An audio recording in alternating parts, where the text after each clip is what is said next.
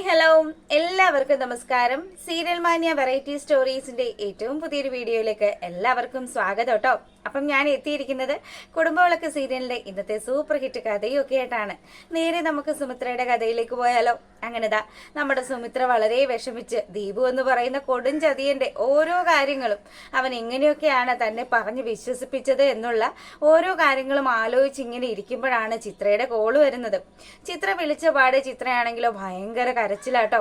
അപ്പം മോളെ നീ എന്തിനാ കരയുന്നത് എന്നും ചോദിച്ച് സുമിത്ര ചിത്രയോട് കാര്യങ്ങൾ ചോദിക്കുമ്പം ചേച്ചി എനിക്ക് ഒട്ടും ഇവിടെ പറ്റുന്നില്ല, ഇതുപോലെയുള്ള ഒരാളുടെ കൂടെ ഞാൻ എങ്ങനെ ജീവിക്കാനാണ് ചേച്ചി? അയാൾ ചേച്ചിയെ ചതിച്ചു, അത് മാത്രമാണോ? എത്ര വർഷക്കാലമായി ഞാൻ അയാളുടെ കൂടെ ജീവിക്കുന്നു. ഇങ്ങനെയൊക്കെ ചിത്ര കാര്യങ്ങൾ പറയുമ്പോൾ സുമിത്ര ചിത്രയെ ആശ്വസിപ്പിക്കുകയാണ്. ഒരിക്കലും നീ അങ്ങനെയുള്ളൊരു തീരുമാനം എടുക്കരുത്. നീ ഈ വീട്ടിൽ നിന്ന് പോയി കഴിഞ്ഞാൽ പിന്നെ അപ്പൂന് ആരെങ്കിലും ഉണ്ടോ? അപ്പൂ നിന്നോടൊപ്പം വരും. അങ്ങനെ ആകുമ്പോൾ നമ്മുടെ കുടുംബം അത് അനാഥമായി പോവില്ലേ എന്നുള്ള കാര്യമൊക്കെ പറയുമ്പം ചിത്ര പറയുക, ചേച്ചി എനിക്ക് അയാളുടെ മുഖത്ത് പോലും നോക്കാൻ പറ്റുന്നില്ല, അത്രയധികം വെറുപ്പും വിദ്വേഷവും ഒക്കെയാണ് എനിക്ക് അയാളോട് തോന്നുന്നത്. ഇനി ഒരിക്കലും അയാളുമായിട്ടൊരു കുടുംബജീവിതം ഉണ്ടാകുമെന്ന് എനിക്ക് തോന്നുന്നില്ല എന്നൊക്കെ പറഞ്ഞ് അവളിങ്ങനെ സങ്കടപ്പെടുമ്പോഴത്തേക്കിനും ഇത്തവണ മോള് ക്ഷമിച്ചേ പറ്റുള്ളൂ, ചേച്ചി മോളോട് അത് പറഞ്ഞിട്ടല്ലേ പോകുന്നത് എന്നൊക്കെ പറഞ്ഞ് ചിത്രയെ ആശ്വസിപ്പിക്കുകയാണ് സുമിത്ര. അപ്പൊ സുമിത്ര പറഞ്ഞത് കൊണ്ട് തന്നെ ചിത്ര അവിടെ തുടർന്ന് പോവാം എന്നുള്ളൊരു വാക്ക് കൊടുത്ത് അങ്ങനെതാ നിന്നെ ഞാൻ പിന്നീട് വിളിച്ചോളാം എന്നും പറഞ്ഞ് സുമിത്രയാണെങ്കിൽ ഫോൺ കട്ട് ചെയ്യാണ്. അപ്പൊ ഈ സമയത്ത് അങ്ങനെ അതിനുശേഷം നമ്മുടെ പൂജയും പങ്കജും കൂടി ഓഫീസിൽ നിന്ന് ഇറങ്ങാൻ തുടങ്ങുകയാണ്. അപ്പൊ പൂജയാണെങ്കിൽ വലിയ വിഷമത്തിലാണ് എന്നൊക്കെ മനസ്സിലാക്കിക്കൊണ്ട് തന്നെ പങ്കജ് അവസരം മുതലാക്കുക കേട്ടോ.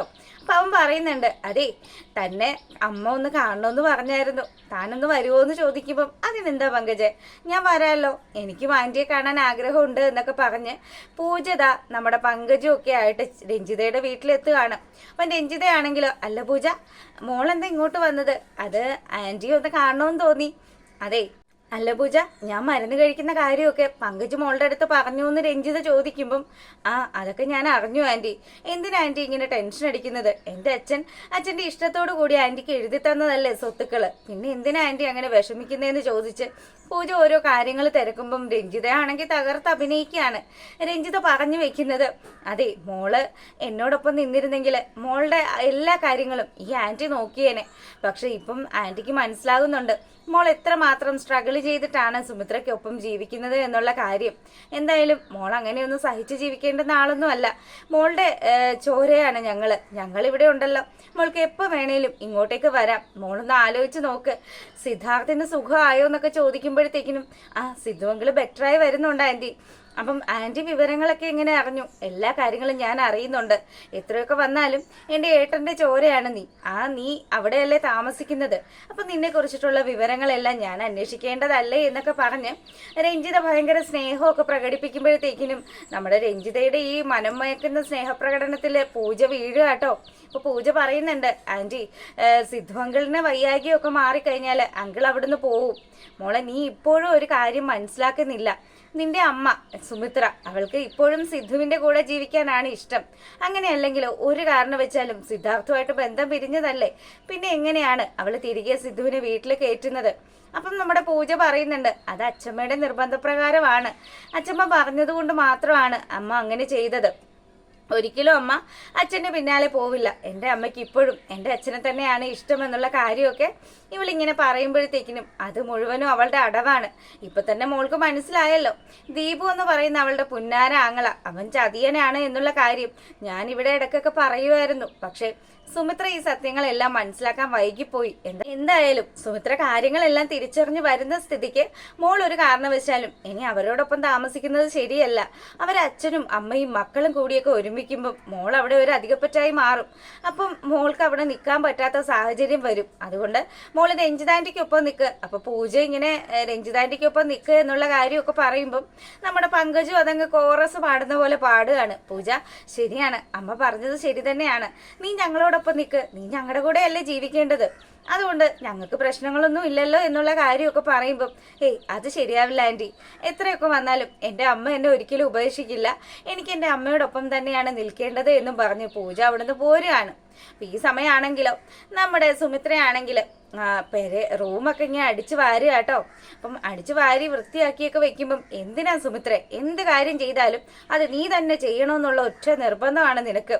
ഞാൻ ഇതൊക്കെ ചെയ്തു തരികയല്ലേ, ഞാൻ എന്തെങ്കിലുമൊക്കെ നിന്നെ സഹായിച്ചാൽ വൃത്തി കുറഞ്ഞു പോയി എന്നും പറഞ്ഞ് നീ പിന്നെയും വന്ന് തൂക്കും. അത് കാരണം ഇപ്പം ഞാൻ നിന്നെ സഹായിക്കാത്തത് എന്നും പറഞ്ഞ് സരസ്വതി അമ്മയാണെങ്കിൽ സുമിത്രയ്ക്ക് പിന്നാലെ നടന്ന് പരാതി പറയുകയാണ്.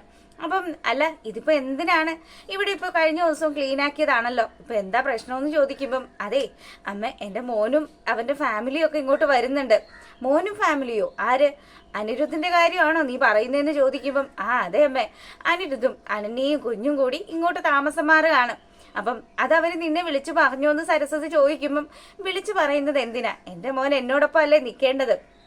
എൻ്റെ മനസ്സ് പറയുന്നുണ്ട് അവൻ എൻ്റെ അടുത്തേക്ക് തന്നെ വരും. എൻ്റെ കൊച്ചുമോളും അതുപോലെ എൻ്റെ മരുമോളും മോനും ഒക്കെ കൂടി എത്ര കാലമായി ഞങ്ങൾ താമസിച്ചിട്ട്.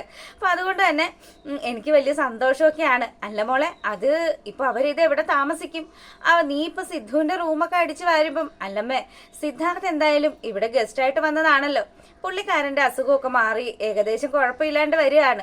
അതുകൊണ്ട് ആളിവിടുന്ന് പോകും. അപ്പം ആ സമയത്ത് എൻ്റെ മകനും മരുമോളും ഒക്കെ കൂടി ആ റൂമിൽ താമസിക്കട്ടെ എന്നുള്ള കാര്യം പറഞ്ഞാണ് സുമിത്ര ഈ റൂമൊക്കെ അടിച്ചു വാരുന്നത്. അപ്പം ഇത് കേട്ട് സരസ്വതി അമ്മയ്ക്ക് വരുന്ന പണി പിടികിട്ടി.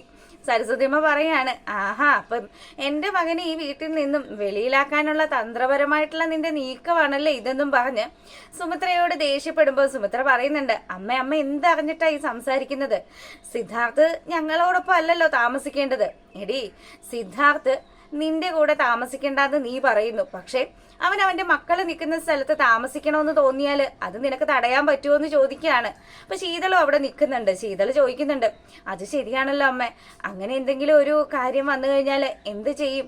അത് അപ്പോഴല്ലേ മോളെ, എത്രയൊക്കെ വന്നാലും അങ്ങനെ സിദ്ധാർത്ഥ് പറയുകയാണെങ്കിൽ എൻ്റെ മക്കൾക്ക് ആരുടെ കൂടെയാണോ നിൽക്കേണ്ടത് അവരോടൊപ്പം നിൽക്കാനുള്ള സ്വാതന്ത്ര്യം ഉണ്ടെന്നും പറഞ്ഞ് സുമിത്ര ആ വിഷയം അങ്ങ് അവസാനിപ്പിക്കുകയാണ്. അപ്പൊ സരസ്വതി അമ്മ പറയുന്നുണ്ട്, അതെ, എന്ത് വന്നാലും ഞാൻ നിൽക്കുന്നത് എവിടെയാണോ അവിടെ ആയിരിക്കും എൻ്റെ മകൻ താമസിക്കുക. അപ്പൊ സുമിത്ര ചെറിയൊരു പുഞ്ചിരിയോടുകൂടി ഇതെല്ലാം കേൾക്കുക കേട്ടോ.